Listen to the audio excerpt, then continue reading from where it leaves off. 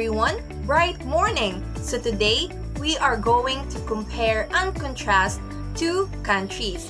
One is developed and one is developing.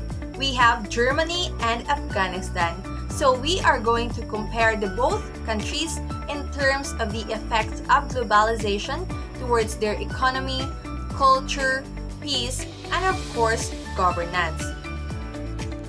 So where do you think is the developed and the developing country between the two? Let's find out! So now let's see what is the developed and developing country between the two. So Germany is considered the developed country. Why? It is because of its economic strength and trade.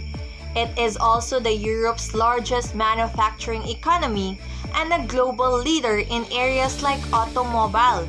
It is also because of the infrastructures that we can see in the country.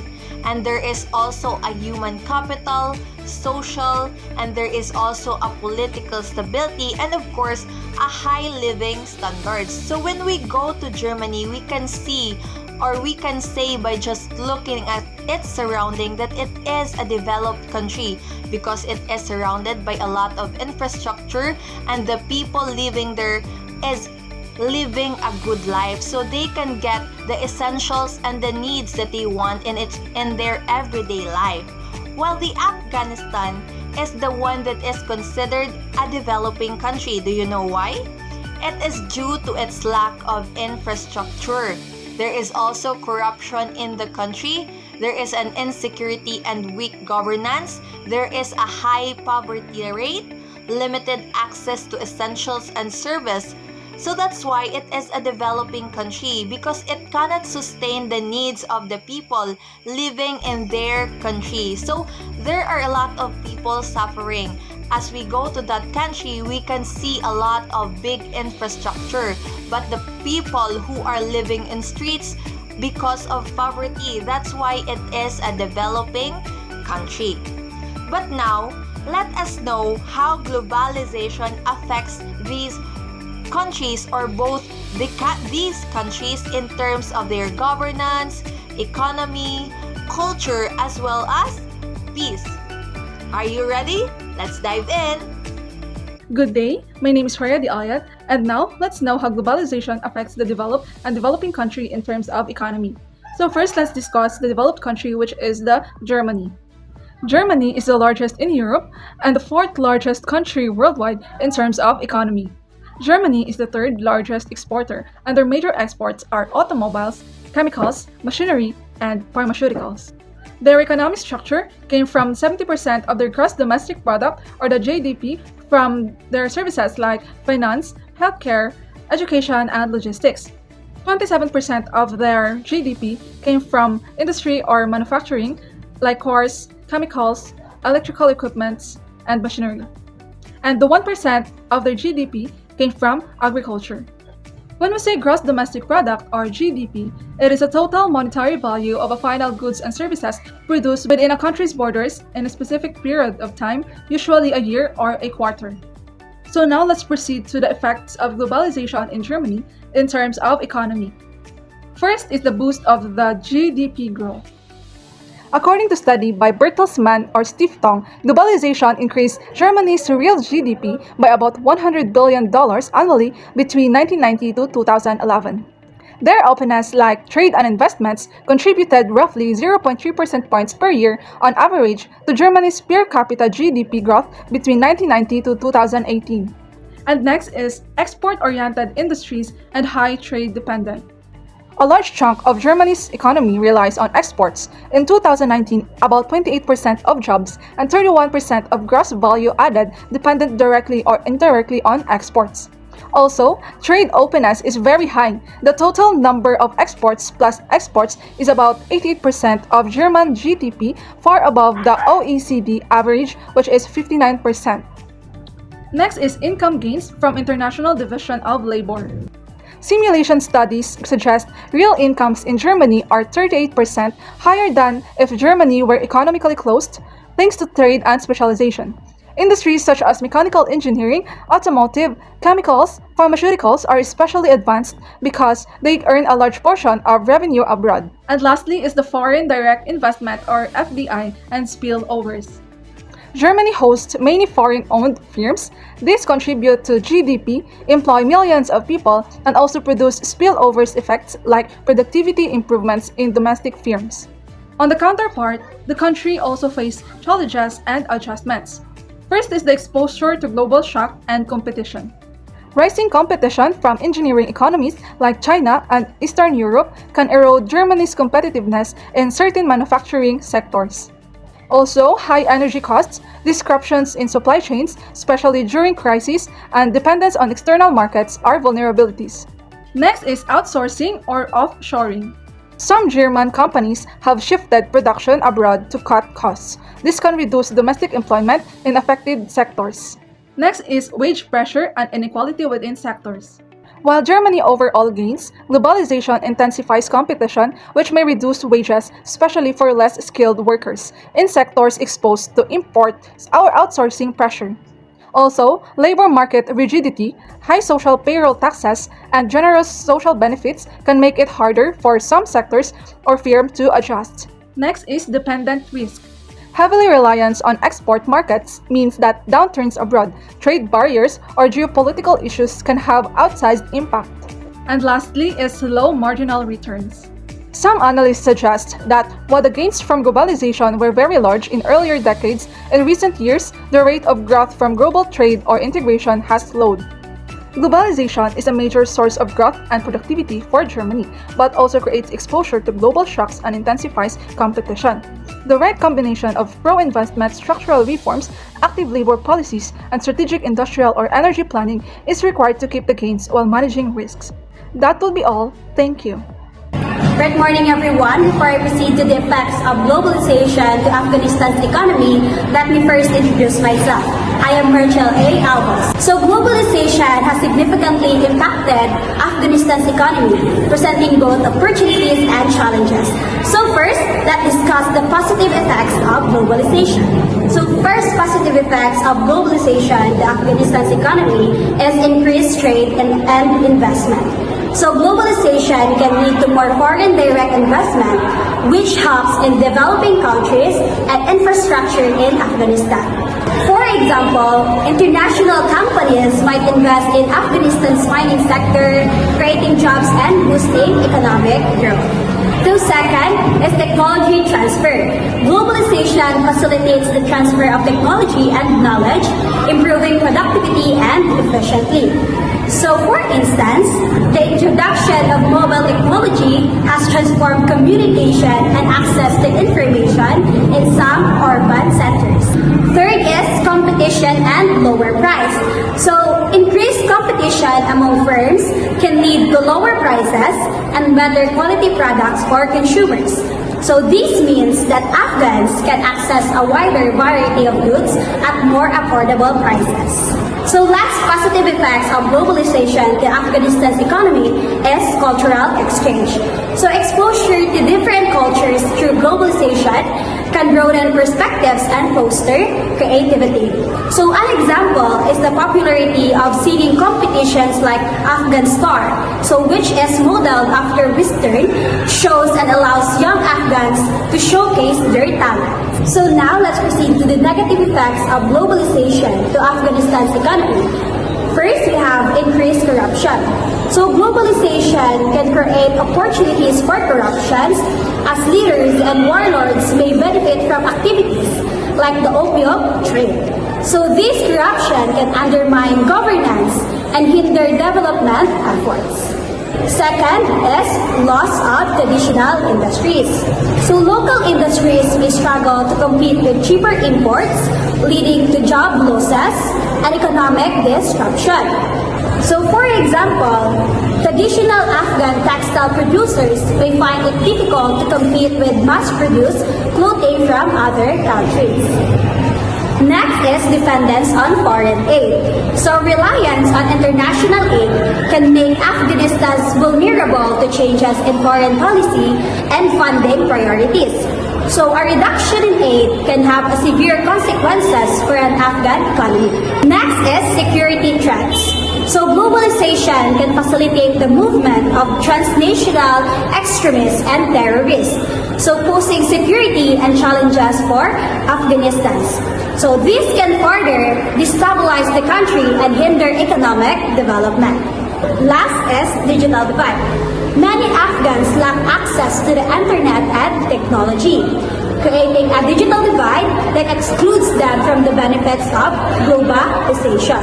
So this divide is exacerbated by factors such as lack of electricity, illiteracy, and limited access to education. So in conclusion, globalization's impact on Afghanistan's economy is complex and multifaceted. While it offers opportunity for economic growth, technological advancements, and cultural exchange, it also possesses challenges related to corruption, security, and inequality. So addressing these challenges is crucial for Afghanistan to fully benefit from globalization. Right morning everyone, I am Rovi Marian Arojado of BDL Ed HE-3A, and today I'm going to share to you on how globalization shapes Germany in terms of their governance. So Germany is a federal parliamentary republic, which means that leadership is chosen by people and decisions are made through democratic processes. Globalization has strengthened its governance by promoting transparency, accountability, and participation in decision-making. So a clear example of this is the Bundestag or German parliament, where elected official represents the voice of the people. Germany's active participation in international organizations also affect the influence of globalization. As a member of European Union, NATO, and the United Nations, Germany plays a key role in shaping global policies. For instance, it contributed significantly to the Paris Agreement on climate change, showing its commitment to renewable energy and sustainability. There are several positive effects of globalization on Germany's governance. This includes stronger cooperation in international law, the adoption of global best practices like strict data protection under GDPR, and a greater focus on human rights. So a good example of this is the Germany's decision to welcome thousands of refugees during the 2015 migration crisis, reflecting its responsibility to the global community. However, globalization also brings challenges.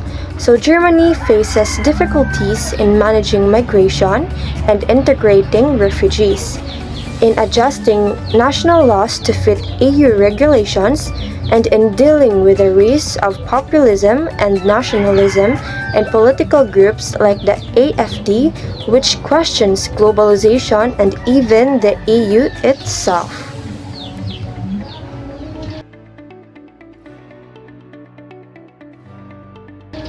Overall, Germany benefits greatly from globalization because it maintains a stable and strong governance system that is deeply connected to international frameworks. This makes Germany both influential in global decision-making and responsive to international challenges. Bright morning everyone, my name is Mary Pauline Bibuli, and today I'm going to discuss the governance of Afghanistan. So the current governance of Afghanistan is controlled by the Taliban, who refer to the country as the Islamic Emirates of Afghanistan, which means IEA. This system is a highly centralized, authoritarian structure based on the Taliban's strict interpretation of Sharia, which is the Islamic law. So we have here the key features of the governance. First, we have the supreme leadership.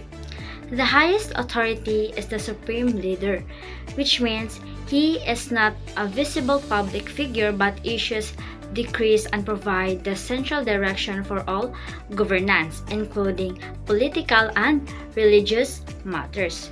Think of him like an ultimate CEO and spiritual guide who sets the company's entire mission and all major policies from behind the scene.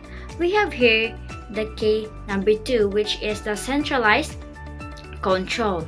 So the power flows from the top leader and the leadership council, which is the Rabari Shura, a group of senior Taliban figures, down to the government ministries and provincial authorities. There is no elect parliament or established constitution. So it means that it's like a military command structure where orders are given by the top general and must be strictly followed down the ranks. There is no debate or vote on the orders. We have the third K. So we have the interim or caretaker government.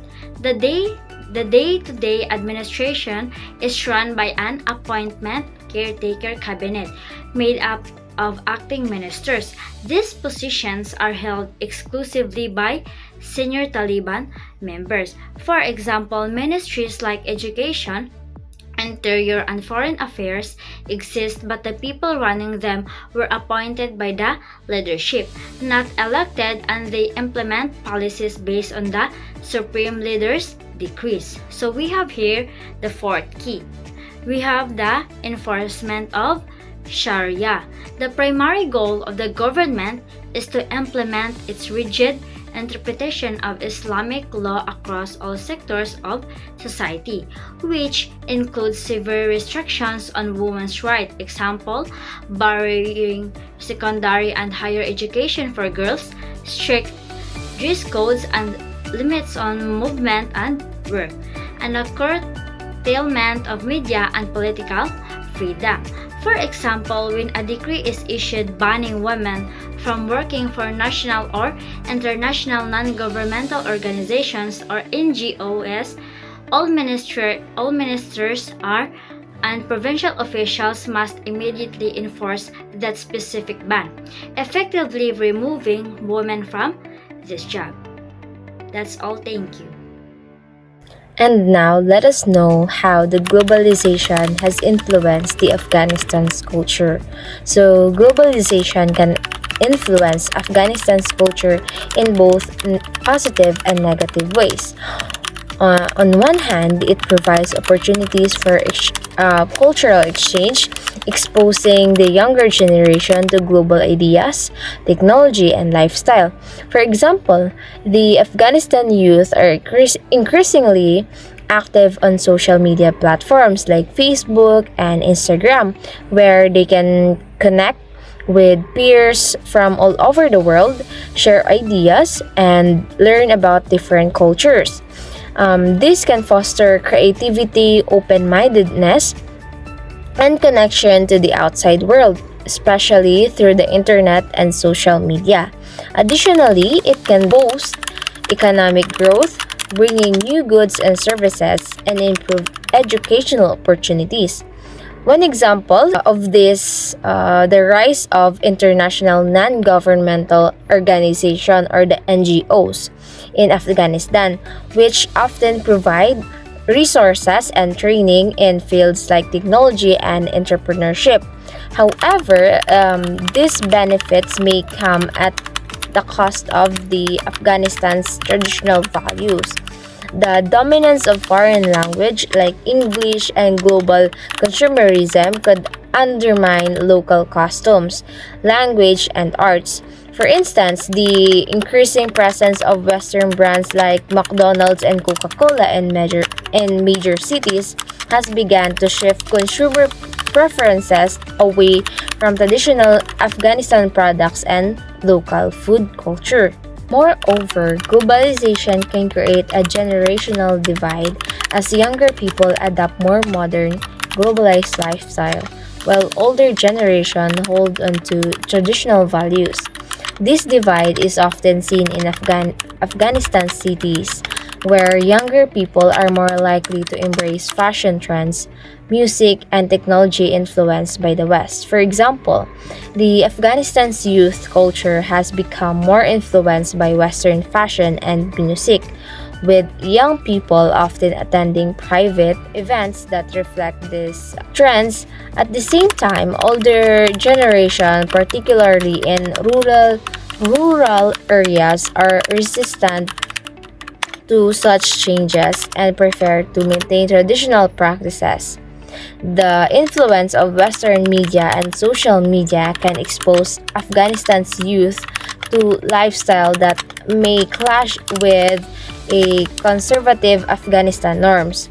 So this was evident in the aftermath of the Taliban's initial rise to power, as they banned many forms of entertainment, including TV and music, which were seen in as Western influences. So today, many young Afghanistans still struggle to navigate between traditional culture, expectation, and modern global influences, leading to identity struggles. While globalization offers benefit like improved education and communication, it also possesses challenges, including the risk of losing the country's culture's heritage and identity. Finding a balance between embracing global opportunities and preserving cultural tradition will be key for Afghanistan's future. That's all. Thank you. So, bright morning again, everyone. So, now let's talk about how globalization impact peace in Germany.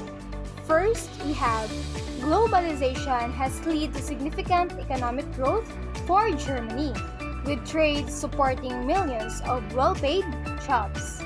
Second, globalization has fostered increased international cooperation and diplomacy, which has contributed to a more peaceful and stable world. So Germany was an active participant in international organizations and agreements promoting free trade and economic cooperation.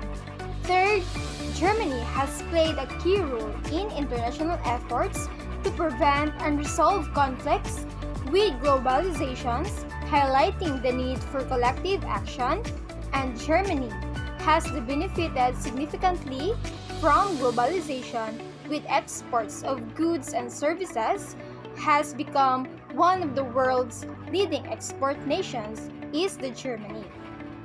I am Joynet Balinario, and now let's talk about the peace in Afghanistan. So, after decades of continuous fighting, Afghanistan now has a fragile form of peace where the major war between the Taliban and other forces has mostly ended.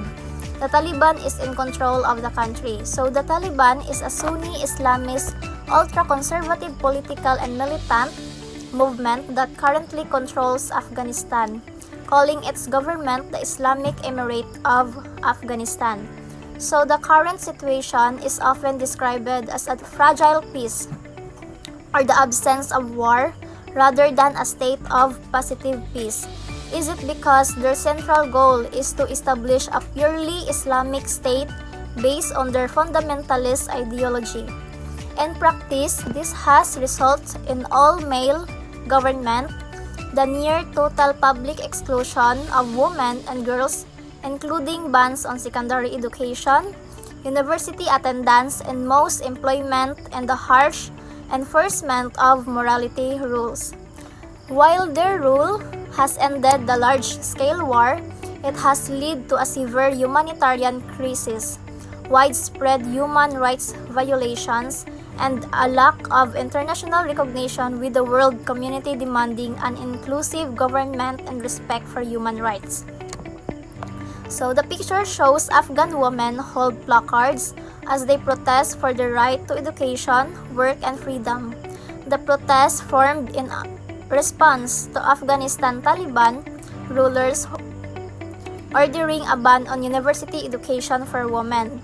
So the rule of the Taliban in Afghanistan has had a significant and overwhelmingly negative impact on the country's relationship with globalization. essentially resulting in its severe isolation and economic decline. So the global community refusal to recognize the regime primarily due to its extreme human rights abuses, particularly the systematic exclusion of women from public life and education, has led to freezing of billions in central banks' assets and a cut-off from the international financial system and development aid. This diplomatic and financial isolation, combined with the loss of half of the potential workforce, has triggered a massive economic contraction, fueling a widespread humanitarian crisis and an immigration of skilled workers, ultimately ensuring the country remains locked out of global trade, development, and cooperative efforts. That's all. Thank you.